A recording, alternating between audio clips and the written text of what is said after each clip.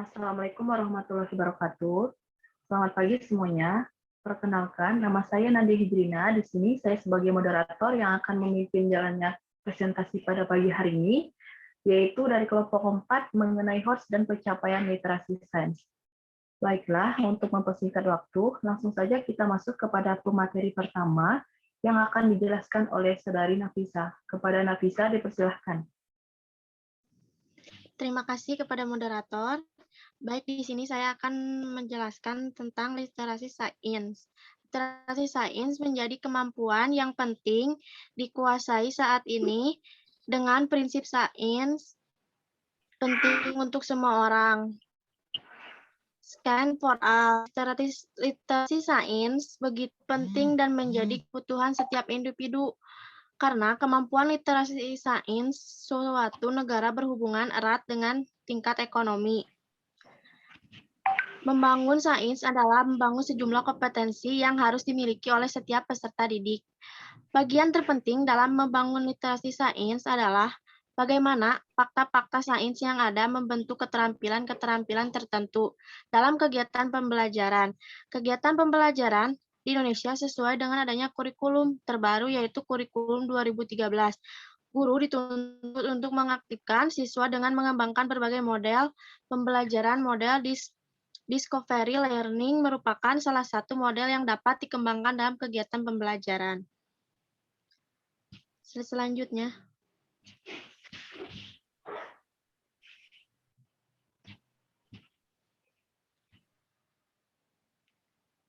Literasi merupakan jantung dari pendidikan. Membangun lingkungan masyarakat sangatlah penting untuk mencapai tujuan, untuk mengurangi kemiskinan, mengurangi angka kematian, membatasi pertumbuhan penduduk, dan mencapai kesetaraan gender.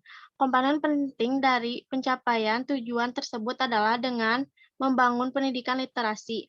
Pembelajaran literasi pada abad ke-21 memiliki tujuan-tujuan sebagai berikut, meliputi membentuk siswa menjadi pembaca, penulis, dan komunikator yang strategis, meningkatkan kemampuan berpikir dan mengembangkan kebiasaan berpikir siswa, meningkatkan dan memperdalam motivasi belajar siswa, mengembangkan kemandirian siswa sebagai seorang pelajar yang kreatif, inovatif, produktif, dan berkarakter. Abidin 2018. Mungkin itu saja yang dapat saya sampaikan. Saya kembalikan kepada moderator. Terima kasih kepada Saudari Nafisa yang telah menyampaikan materinya. Kemudian dilanjutkan dengan materi kedua yang akan disampaikan oleh Hana. Kepada Hana dipersilahkan.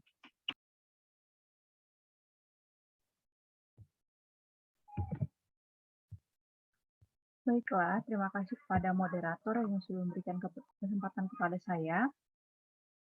Baiklah, saya akan membawakan materi selanjutnya. Secara harfiah, literasi sains terdiri dari dua kata, yaitu literatus yang berarti melek huruf dan scientia yang diartikan memiliki pengetahuan. Literasi sains adalah kemampuan seseorang untuk memahami sains, mengkomunikasikan sains, baik lisan maupun tulisan, serta menerapkan pengetahuan sains untuk memecahkan masalah. Selain itu, literasi sains juga dapat diartikan sebagai pengetahuan dan pemahaman konsep dan proses ilmiah yang diperlukan untuk pengambilan keputusan personal, partisipasi dalam kegiatan-kegiatan publik.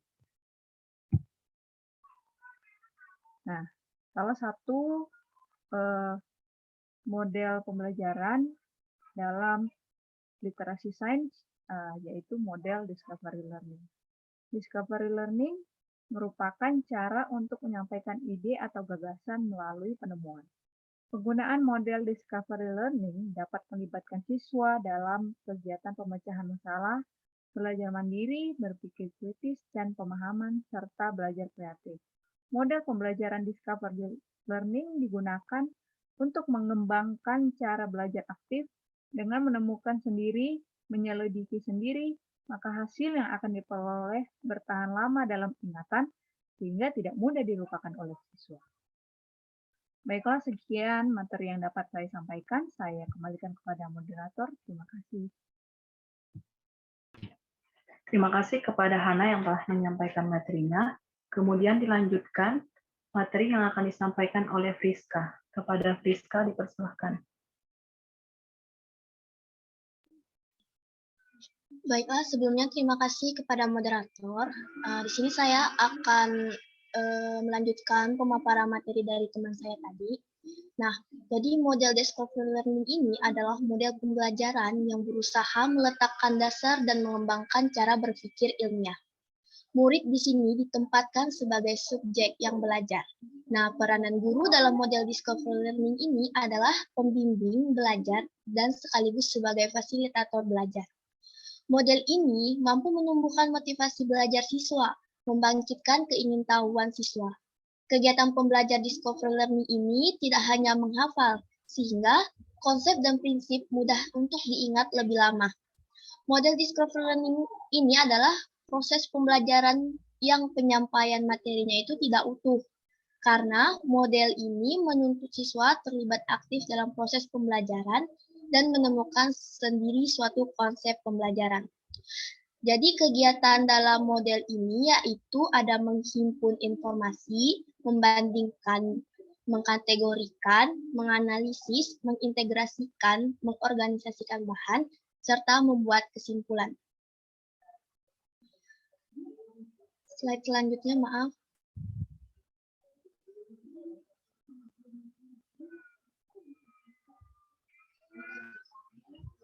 Nah, ciri utama dari model discovery learning ini adalah berpusat pada siswa mengeksplorasi dan memecahkan masalah untuk menciptakan, menghubungkan, menggeneralisasi pengetahuan, kegiatan untuk menggabungkan pengetahuan baru dan pengetahuan yang sudah ada. Adapun langkah-langkah pengaplikasian model discovery learning ini yaitu meliputi menentukan tujuan pembelajaran, melakukan identifikasi karakteristik siswa, menentukan materi pelajaran, menentukan topik-topik yang harus dipelajari siswa secara induktif, mengembangkan bahan-bahan dengan memberikan contoh, ilustrasi, tugas, dan sebagainya untuk dipelajari oleh siswa. Mengatur topik-topik pembelajaran berawal dari yang sederhana ke yang kompleks, dari yang sederhana ke yang kompleks, dari yang konkret ke abstrak, dan dari tahap enaktif, ikonik, sampai tahap simbolik, dan melakukan penilaian proses dan hasil belajar siswa. Mungkin itu saja yang dapat saya sampaikan. Saya kembalikan ke moderator. Terima kasih. Terima kasih kepada Friska yang telah menyampaikan materinya. Kemudian akan dilanjutkan oleh Saudari Lina. Kepada Lina dipersilahkan.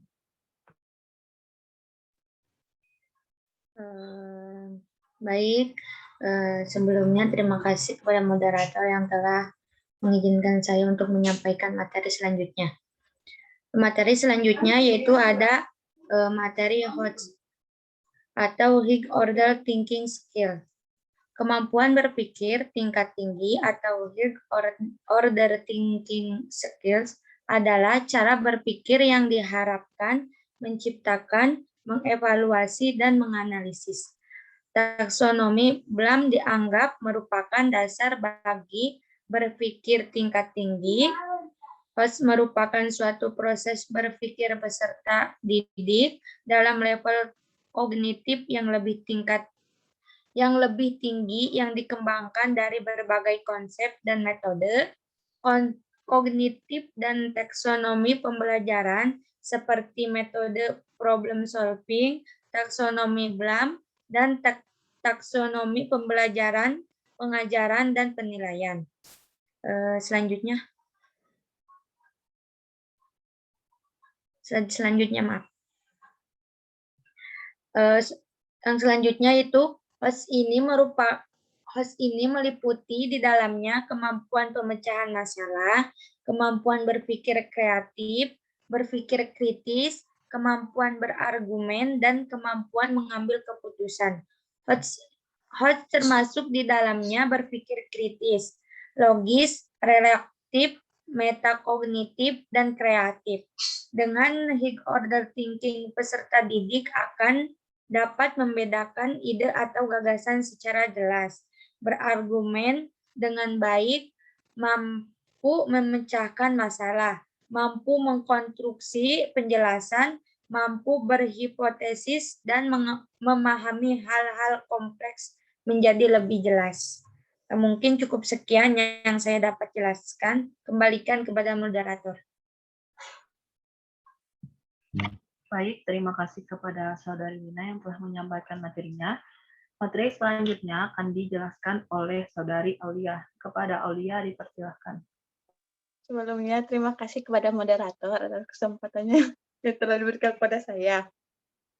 Nah, di sini HOT akan terjadi ketika seseorang mengaitkan informasi baru dengan informasi yang sudah tersimpan di dalam ingatannya dan mengaitkannya dan atau menata ulang serta mengembangkan informasi tersebut untuk mencapai suatu tujuan atau menemukan suatu penyelesaian dari suatu keadaan yang sulit dipecahkan. Tujuan utama dari high order thinking skills adalah bagaimana meningkatkan kemampuan berpikir peserta didik pada level yang lebih tinggi, terutama yang berkaitan dengan kemampuan untuk berpikir secara kritis dalam menerima berbagai jenis informasi, berpikir kreatif dalam memecahkan suatu masalah, menggunakan pengetahuan yang dimiliki, serta membuat keputusan dalam situasi-situasi yang kompleks. Baik, selanjutnya.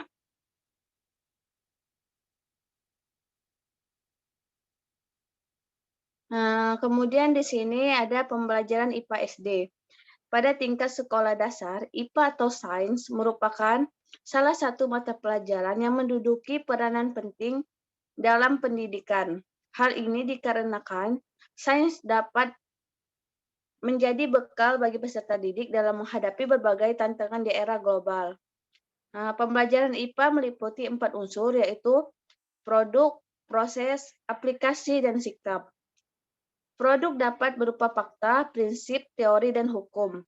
Proses merupakan prosedur pemecahan masalah melalui metode ilmiah. Kemudian metode ilmiah meliputi pengamatan, penyusunan hipotesis, perencanaan eksperimen, percobaan atau penyelidikan, pengujian hipotesis melalui eksperimen, evaluasi, pengukuran, dan penarikan kesimpulan. Mungkin itu saja yang dapat saya sampaikan. Saya kembalikan kepada moderator.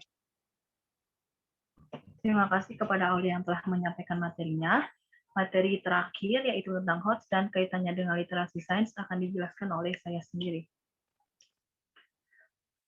Literasi sains menurut PISA diartikan sebagai the capacity to use scientific knowledge to identify question and to draw evidence-based conclusion in order to understand and help make decisions about the natural world and the change made to it through human activity. Berdasarkan pemaparan tersebut, literasi sains dapat didefinisikan sebagai kemampuan menggunakan pengetahuan sains, mengidentifikasi pertanyaan, dan menarik kesimpulan berdasarkan bukti-bukti, dalam rangka memahami serta membuat keputusan berkenan dengan alam dan perubahan yang dilakukan terhadap alam melalui aktivitas manusia. Slide selanjutnya.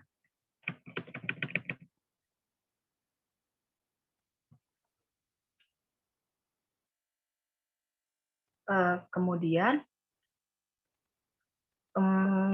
dengan demikian dibutuhkan kemampuan berpikir tingkat tinggi sehingga semua pengetahuan dapat diserap oleh siswa. Kemudian, Miller dan Osborne, literasi pada tahun 2004, pada halaman 63, literasi sains dapat ditingkatkan dengan memperhatikan pembelajaran sebagai berikut.